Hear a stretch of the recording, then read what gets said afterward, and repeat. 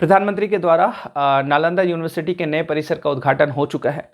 ये हम सभी भारतीयों के लिए बड़ा गौरवान्वित वाला पल है कि भारत का जो सबसे बड़ा शिक्षा का केंद्र था नालंदा यूनिवर्सिटी, उसको हम लोग फिर से बनाने जा रहे हैं। ये भारत का ही सबसे बड़ा नहीं, विश्व का सबसे बड़ा शिक्षा का केंद्र था नालंदा यूनिवर्सिटी। इस यूनिवर्सिटी में मैं प्राचीन नालंदा यूनिवर्सिटी का बात कर रहा हूँ। जो प्राचीन नालंदा यूनिवर्सिटी है जो था, उस यूनिवर्सिटी में सिर्फ भारत के ही नहीं, भारत के अलावा विदेश से मतलब हर एक क्षेत्र, हर एक जगह से लोग आते थे। चाइना से, जापान से, सिंगापुर से, आपके जितना साउथ ईस्ट एशिया का जितना कंट्री है वहाँ से, श्रीलंका से लोग वहाँ पे शिक्षा ग्रहण करने आते थे। तो आप समझ सकते कितना बड़ा है ना, कितना बड़ा ये शिक्षा का हब हुआ करता था। जैसे आज हम लोग ऑक्सफोर्ड यूनिवर्सिटी का बात करते हैं और जो ऑक्सफोर्ड के स्टूडेंट्स होते हैं उनको बड़ा अपने आप पे मतलब प्राउड फील होता है कि मैं ऑक्सफोर्ड का स्टूडेंट हूं। वैसे ही उस जमाने में जो नालंदा से पढ़े होते थे उनको भी बड़ा प्राउड फील होता था कि मैं नालंदा यूनिवर्सिटी का स्टूडेंट हूं। ऐसे मैं आपको बता दूं, ऑक्सफोर्ड भी आजकल का यूनिवर्सिटी नहीं है, ऑक्सफोर्ड भी बहुत पुराना यूनिवर्सिटी है। लगभग 11वीं सेंचुरी में ऑक्सफोर्ड यूनिवर्सिटी का स्थापना हुआ था। तो 1000 साल पुराना यूनिवर्सिटी ऑक्सफोर्ड भी है, लेकिन ऑक्सफोर्ड से लगभग 500-600 साल पहले हमारे यहाँ नालंदा यूनिवर्सिटी का स्थापना हो चुका था। तो आप समझ सकते हैं ये ऑक्सफोर्ड से भी पुराना यूनिवर्सिटी है।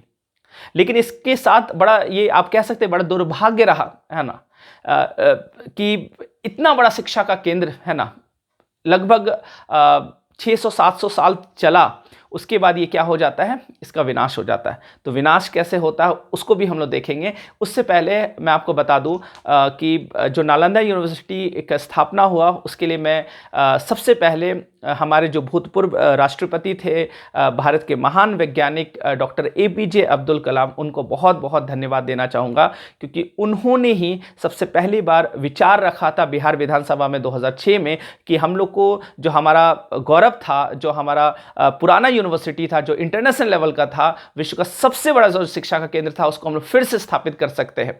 तो उसके लिए एक प्रयास किया जाए। तो डॉक्टर APJ अब्दुल कलाम का ये विचार था। दूसरा धन्यवाद मैं जो हमारे भूतपूर्व प्रधानमंत्री डॉक्टर मनमोहन सिंह है ना, उनको देना चाहूँगा, क्योंकि उन्हीं के काल में 2010 में UPA सेकेंड के टाइम में नालंदा यूनिवर्सिटी एक्ट पास हुआ था और पार्लियामेंट के मतलब दोनों हाउस से, लोकसभा राज्यसभा से दोनों हाउस से इसको पास कराया गया और 2010 में ये एक्ट बना, नालंदा यूनिवर्सिटी एक्ट। उसके बाद से इस पर काम होना शुरू हुआ। तीसरा धन्यवाद मैं वर्तमान प्रधानमंत्री नरेंद्र मोदी को देना चाहूँगा कि आपने इस काम को आगे बढ़ाया और आज हम लोग ये भव्य एक परिसर देख रहे हैं नालंदा का।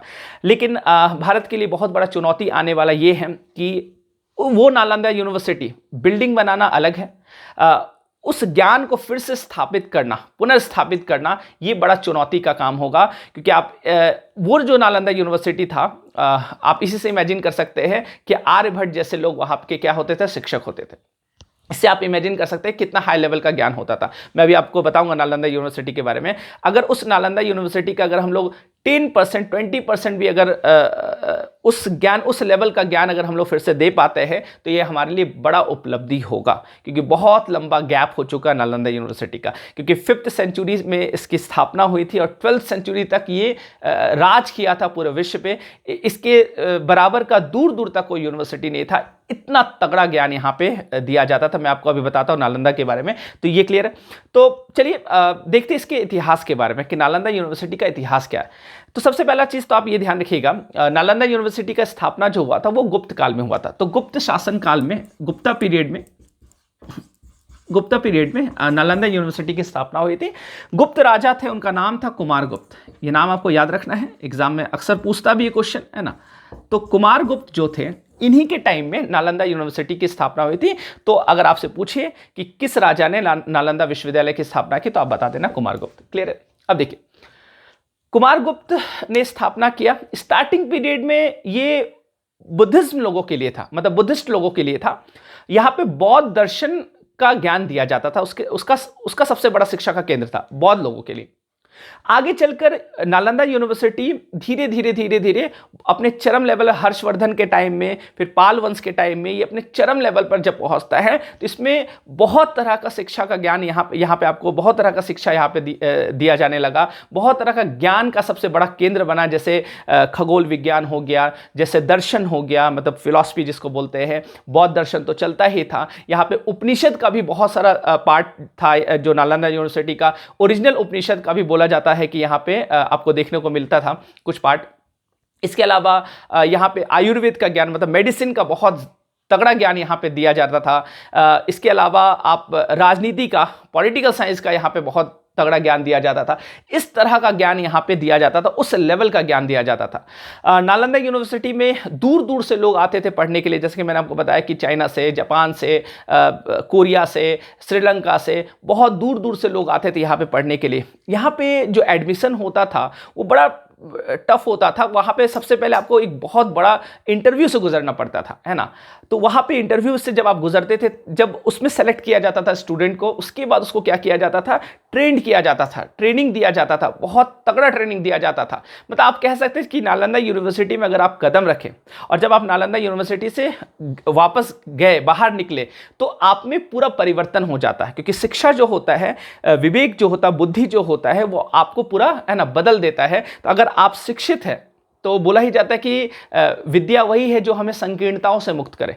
तो लोग संकीर्णताओं से मुक्त हो जाते थे। मतलब एक नया जन्म होता था लोगों का, है ना। जैसे हमारे यहाँ बोला भी जाता है द्विज, है ना। द्विज मतलब होता है 2 बार जन्म लेना। एक जन्म होता है जो नेचुरल बर्थ हम लोग होते हैं, और एक जन्म किसको बोलते हैं, एक जन्म हम लोग बोलते हैं शिक्षा प्राप्त करना। क्योंकि शिक्षा प्राप्त जब आप करते हैं तो आपका वो दूसरा जन्म माना जाता है, क्योंकि आपको आपका विचार, आपका समाज को देखने का नजरिया, हर चीज में क्या हो जाता है, बदलाव आ जाता है। तो शिक्षा प्राप्त करना, तो यही नालंदा यूनिवर्सिटी से जो निकलते थे वो पूरा बदल कर निकलते थे। एक पॉजिटिव उसमें क्या होता था, बदलाव आता था। तो इस टाइप का, है ना, आप समझ सकते हैं किस लेवल का यूनिवर्सिटी हमारे यहाँ ये होता था। विदेश से जैसे एक बहुत बड़ा नाम आप सुने होंगे, यात्री थे हेन सांग, जो चाइना से आए थे, उन्होंने भी यहाँ पे अध्ययन किया। तो बहुत लोग यहाँ पे अध्ययन किए, बहुत बड़े बड़े लोग यहाँ पे शिक्षक थे।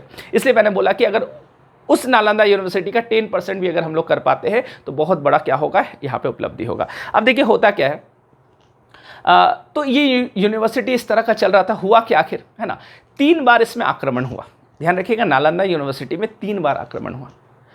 ऑक्सफोर्ड में क्यों नहीं हुआ? क्या वेस्ट वाले लोग लड़ते नहीं थे क्या? बिल्कुल लड़ते थे। लेकिन एक खास बात ये था कि वेस्ट वाले लोग ने एक सबसे बड़ा काम ये किया, वो लोग भी आपस में लड़े, है ना। जर्मनी का लड़ाई हो रहा, यूके का लड़ाई हो रहा, फ्रांस का लड़ाई हो रहा, सबका लड़ाई हो रहा, आपस में लोग भिड़ रहे। लेकिन यूनिवर्सिटी की तरफ कोई भी आंख उठाकर नहीं देखे, चाहे वो तानाशाह क्यों ना हो। मैं इशारा कर रहा हूं हिटलर की तरफ। हिटलर का ये स्टेटमेंट था, हिटलर ने अपने सेनाओं को चेतावनी दिया था कि तुम मिलिट्री पे हमला करना, नागरिक तब पे भी अगर हमला करने का जरूरत पड़े नागरिक पे भी हमला कर देना, लेकिन यूनिवर्सिटी को हाथ मत लगाना। यूनिवर्सिटी शिक्षा का जो सबसे बड़ा केंद्र होता है उसको हाथ मत लगाना। यही वजह है कि ऑक्सफोर्ड यूनिवर्सिटी में कोई भी हमला आपको देखने को नहीं मिलता है। लेकिन दुर्भाग्य था हिंदुस्तान में कि ऑक्सफोर्ड, भारत का जो नालंदा यूनिवर्सिटी था, इसमें हमला हुआ, 3 बार हमला हुआ। और तीसरा हमला जो था वो बड़ा दर्दनाक हमला था। उसके बाद से ये नालंदा यूनिवर्सिटी का नाम निशान तो नहीं मिटा, लेकिन इसका ज्ञान ज़रूर मिट गया। तो मैं आपको बताऊं, पहला हमला जो हुआ था वो हूण का हुआ था। हूण कौन है? हूण ट्राइब्स लोग थे जो सेंट्रल एशिया से आए थे, और सेंट्रल एशिया से भारत में अटैक किए और नालंदा यूनिवर्सिटी में भी अटैक किए, लेकिन ज़्यादा कुछ हो नहीं पाया। स्कंदगुप्त, एक गुप्त वंश के राजा थे स्कंदगुप्त, उन्होंने फिर से इसको आप कह सकते हैं कि रीस्टैब्लिश किया, रीडेवलप किया, और बहुत अच्छे तरीके से और परिसर को बड़ा बना दिया। उसके लिए कोई दिक्कत है। हर्षवर्धन के टाइम में भी एक अटैक होता है, बंगाल के राजा वहाँ भी अटैक करते हैं, लेकिन वो भी ज़्यादा मतलब आप कह सकते हैं नालंदा यूनिवर्सिटी को ज़्यादा नुकसान नहीं पहुँचाए। नुकसान जो नालंदा यूनिवर्सिटी को पहुँचता है वो हमला था बख्तियार खिलजी का, एक मूर्ख व्यक्ति का, है ना। बख्तियार खिलजी, मैं क्यों बोल रहा हूँ मूर्ख व्यक्ति, है ना, ज़रूरी नहीं कि आप लिटरेट हो, आपको पढ़ना आता हो तभी आप शिक्षित, नहीं। वो मूर्ख व्यक्ति था जिसने यूनिवर्सिटी पे हमला किया अपने ईगो के चलते। ईगो के चलते मैं क्यों, इसके पीछे क्या कहानी है मैं आपको कहानी बताऊं। बख्तियार खिलजी जो था एक बार बहुत बीमार हो गया था। बख्तियार खिलजी कौन था? कुतुबुद्दीन ऐबक का सेनापति था, ठीक है। बख्तियार खिलजी जो था वो बीमार जब पड़ा तो वो जितने हकीम लोग आए उसको ठीक करने का बहुत कोशिश किए, लगे रहे, है ना, लेकिन किसी से वो ठीक नहीं हो पाया। बख्तियार खिलजी को किसी ने सलाह दिया, एक काम करो, तुम जाओ नालंदा यूनिवर्सिटी जो शिक्षा का सबसे बड़ा केंद्र है, अगर वहां तुम ठीक नहीं होते तुम कहीं ठीक नहीं होगा, और मुझे पूरा उम्मीद है कि तुम वहां पे क्या हो जाओगे, ठीक हो जाओगे। तो लोगों ने सलाह दिया। पहले तो ये सोचा कि वहां कैसे जाएंगे, वो तो गैर मुस्लिम, है ना, क्योंकि ये कट्टर था, है ना। देखिए, जिसके जो शिक्षित नहीं होगा वो कट्टर होगा, ऑर्थोडॉक्स है ना, तो वो कट्टर था, बोला कि नहीं हम गैर मुस्लिम से अपना इलाज नहीं करवाएंगे। लेकिन बीमारी इसका बढ़ते गया, अब इसको लगा मर नहीं जाए, इससे अच्छा जाके हम क्या कर ले, इलाज ही करवा लेते। तो फाइनली ये जाता है और नालंदा यूनिवर्सिटी के जो प्रिंसिपल थे उस समय, उनका नाम था राहुल श्रीभद्र। और राहुल श्रीभद्र उस समय के बहुत बड़े है ना डॉक्टर, वैद्य, इनको बहुत ज़्यादा नॉलेज था मेडिसिन का। तो राहुल श्रीभद्र से वो मिला बख्तियार खिलजी। तो वहाँ पे भी उसने मजाक बनाया, बोला कि नहीं हम गैर तुम्हारा हाथ का दवाई नहीं खाएंगे, तुम जो दवा देगा हम नहीं खाएंगे। तो अब चूंकि राहुल श्रीभद्र बहुत विद्वान व्यक्ति थे, बहुत शालीन व्यक्ति थे, है ना, उन्होंने बोले ठीक है मैं आपका इलाज करता हूँ, एक काम कर सकते हैं आप कुरान तो पढ़ सकते हैं। बोले हाँ कुरान पढ़ सके। कुरान क्यों नहीं पढ़ेंगे, हम पढ़ते हैं। बोले ठीक है आप यहाँ पे आके कुरान ही पढ़िए, आप ऐसे ही ठीक हो जाइएगा। और वो कुरान पढ़ते गया, वो ठीक होते गया। ठीक इसलिए होते गया क्योंकि कुरान का जो पन्ना था उसमें वो दवाई मिला दिया था, और वो सांस के माध्यम से वो अंदर जाता था धीरे धीरे। आप समझ सकते कितना हाई लेवल का ये बोल सकते कि ज्ञान का केंद्र था। इस तरीके से है ना बख्तियार खिलजी को ठीक कर दिया। अब बख्तियार खिलजी को जब ये बात पता चला तो और उसको ईगो, मतलब बोलते घमंड, है ना, उसको लगा कि ये गैर मुस्लिम होके कैसे हमको ठीक कर सकता है, और गैर मुस्लिम होके जो हमारा हकीम नहीं कर पाए ये कैसे कर दिया है, ये मेरे साथ धोखा है। और उसको लगा कि अगर इतना बड़ा ये ज्ञान का केंद्र है तब तो बहुत बड़ा प्रॉब्लम क्रिएट कर सकता है, पूरा विश्व में पता चला है इसी जगह पे, है ना, सब ज्ञानी लोग निकलेंगे और हमारे यहाँ जो हकीम उकीम है इसका कोई वैल्यू नहीं देगा। उसने क्या किया, नालंदा यूनिवर्सिटी पे अटैक कर दिया। और नालंदा यूनिवर्सिटी पे जो अटैक किया, उसका अटैक था कहाँ पे, जहाँ पे ज्ञान का भंडार है ना, जहाँ पे ज्ञान का भंडार रखा था वो नालंदा यूनिवर्सिटी का लाइब्रेरी। उस लाइब्रेरी का नाम है, याद रखिएगा, उस लाइब्रेरी का नाम है धर्मगंज। और धर्मगंज उसको कहते थे। उस लाइब्रेरी में लगभग 90 लाख पुस्तक था, 90 लाख। और उस 90 लाख पुस्तक को बख्तियार खिलजी ने वहाँ पे उस लाइब्रेरी को जला दिया। और उस लाइब्रेरी को जब जलाया तो बोला जाता है कि लगभग 3 महीना तक वो लाइब्रेरी जलते रहा। आप समझ सकते कितना पुस्तक था उसमें कि 3 महीना तक वो जलते रहा। और भारत को ही नहीं पूरे विश्व को वो ना जाने 500,000 साल पीछे कर दिया इस ज्ञान के केंद्र को मिटाकर। इसलिए मैंने कहा शुरू में कि वो एक मूर्ख व्यक्ति था जिसने यूनिवर्सिटी पे हमला किया। तुम किसी व्यक्ति पे हमला कर सकता था, किसी शासक पे हमला कर सकता था, तुमने यूनिवर्सिटी को नाश कर दिया। तो ये भारत का विरासत था, है ना, बहुत बड़ा विरासत था।